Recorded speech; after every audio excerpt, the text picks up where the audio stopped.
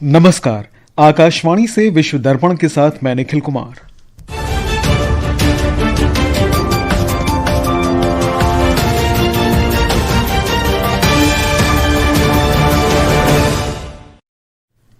Sudan में अर्धसैनिक बल रैपिड सपोर्ट फोर्स ने 2 साल के संघर्ष के बाद अमेरिका के नेतृत्व वाले मानवीय युद्ध विराम के प्रस्ताव पर सहमति जताई।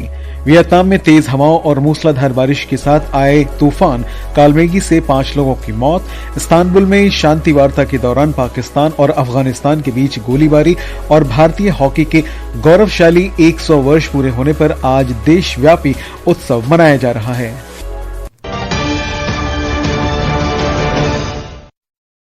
समाचार विस्तार से। सूडान में अर्धसैनिक रैपिड सपोर्ट फोर्स आरएसएफ सूडानी सशस्त्र बलों के खिलाफ 2 साल से अधिक समय से चल रहे संघर्ष के बीच अमेरिका के प्रस्ताव पर मानवीय आधार पर युद्ध विराम पर सहमत हो गया है। एक रिपोर्ट।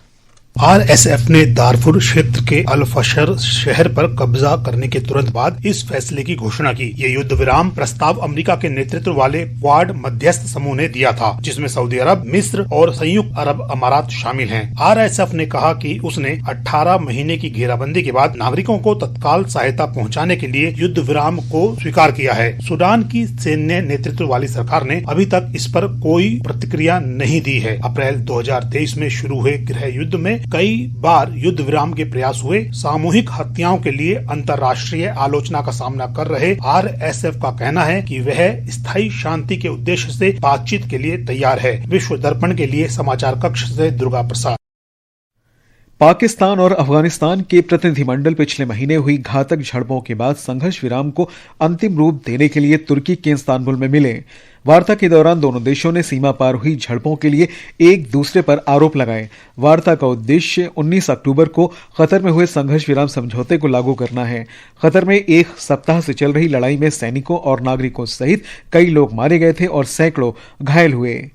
पाकिस्तान अफगानिस्तान पर पाकिस्तान तालिबान टीटीपी जैसे समूहों को पनाह देने का आरोप लगा रहा है, जिन्हें पाकिस्तान में हमलों के लिए जिम्मेदार ठहराया जाता है। तालिबान सरकार ने इन आरोपों का खंडन किया है। इस्तांबुल में तीसरे दौर की वार्ता चल रही है। अफगान सरकार के प्रवक्ता ज़बीहुल्लाह मुजाहिद ने बताया कि पाकिस्तानी सेना ने कंधार प्रांत के स्पिन बोल्डक पर गोलीबारी की है।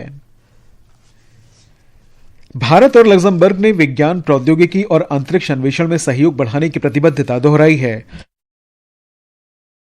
नई दिल्ली में एक बैठक में विज्ञान और प्रौद्योगिकी मंत्री डॉक्टर जितेंद्र सिंह तथा लग्जमबर्ग ग्रैंड डची के राजदूत क्रिश्चियन बीवर ने यूरोपीय बाजार में भारतीय अंतरिक्ष स्टार्टअप को बढ़ावा देने के अवसरों पर विचार विमर्श किया। मंत्रालय ने कहा है कि बैठक में साइबर सुरक्षा, क्वांटम प्रौद्योगिकी और कृत्रिम बुद्धिमत्ता जैसे नवाचार संचालित क्षेत्रों में संयुक्त गतिविधियों को आगे बढ़ाने पर विचार किया गया। डॉक्टर सिंह ने विज्ञान और नवाचार में एक प्रमुख अन्वेषक के रूप में देश के उभरने पर भी जोर दिया। भारत अब दुनिया में वैज्ञानिक प्रकाशनों और स्टार्टअप गतिविधियों में शीर्ष 3 देशों में शामिल है। उन्होंने कहा कि चंद्रयान 3 मिशन ने भारत को अंतरिक्ष निर्माण और अनुसंधान के क्षेत्र में एक महत्वपूर्ण केंद्र के रूप में स्थापित किया है।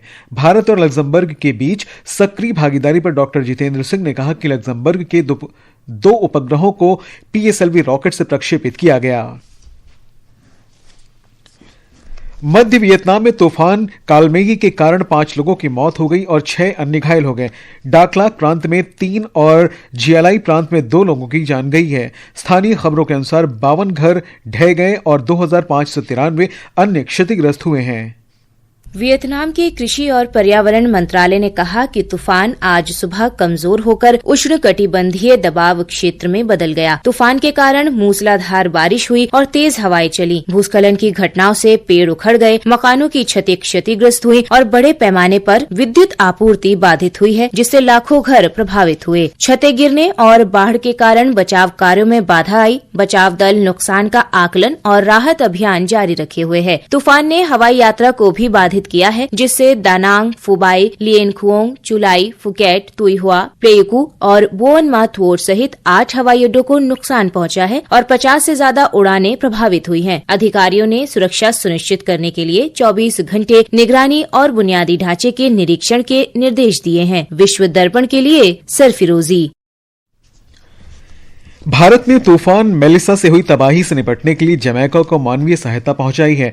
जमैका स्थित भारतीय उच्चायोग ने सोशल मीडिया पोस्ट में बताया कि कल भारतीय वायुसेना के एक विमान के माध्यम से लगभग 20 टन मानवीय सहायता और आपदा राहत की एक खेप कैरिबियाई राष्ट्र भेजी गई। राहत सामग्री में विशेष Bhishm medical trauma unit, generator, tent, बिस्तर, चटाई, रसोई किट, सौर लालटेन, स्वच्छता किट और तूफान के बाद की स्थिति से निपटने के लिए अन्य आवश्यक उपकरण शामिल हैं। ये खेप जमैका में भारत के उच्चायुक्त मयंक जोशी ने जमैका की विदेश व्यापार मंत्री कामिना जॉनसन स्मिथ को सौंपी।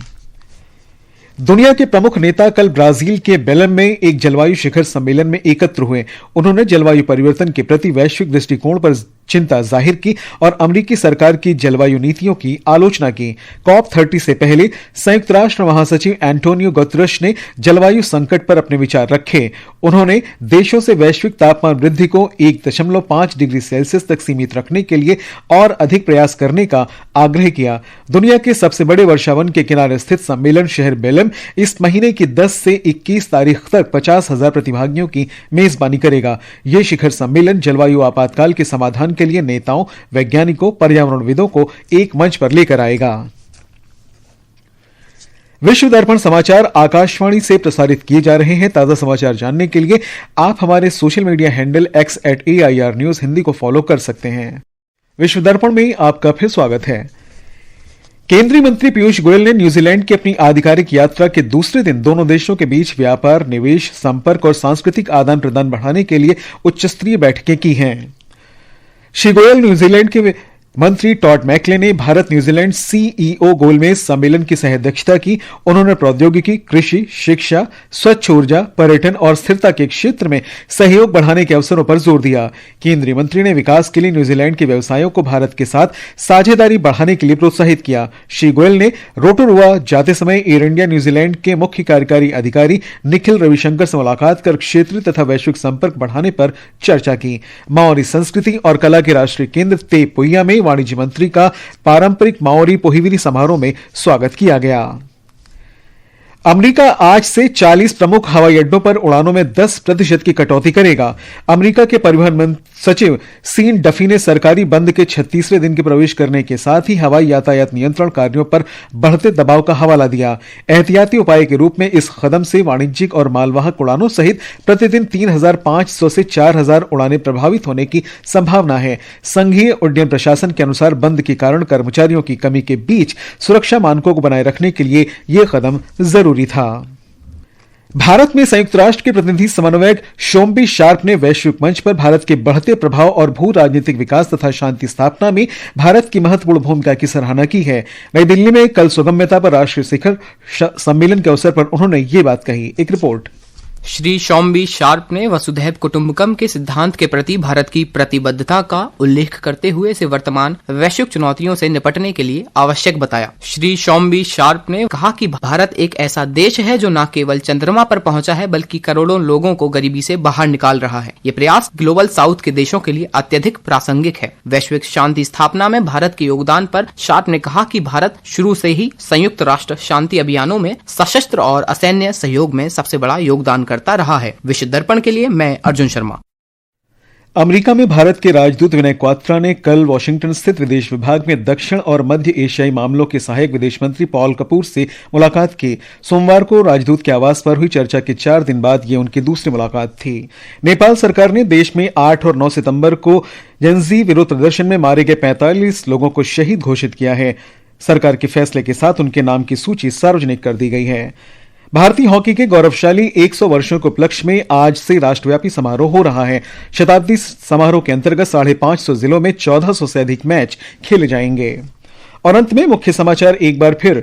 सूडान में अर्धसैनिक बल रैपिड सपोर्ट फोर्स ने 2 साल के संघर्ष के बाद अमेरिका के नेतृत्व वाले मानवीय युद्ध विराम के प्रस्ताव पर सहमति जताई। वियतनाम में तेज हवाओं और मूसलाधार बारिश के साथ आए तूफान कालमेगी से 5 लोगों की मौत। इस्तांबुल में शांति वार्ता के दौरान पाकिस्तान और अफगानिस्तान के बीच गोलीबारी। और भारतीय हॉकी के गौरवशाली 100 वर्ष पूरे होने पर आज देशव्यापी उत्सव मनाया जा रहा है। इसके साथ ही विश्व दर्पण का ये अंक समाप्त हुआ। नमस्कार।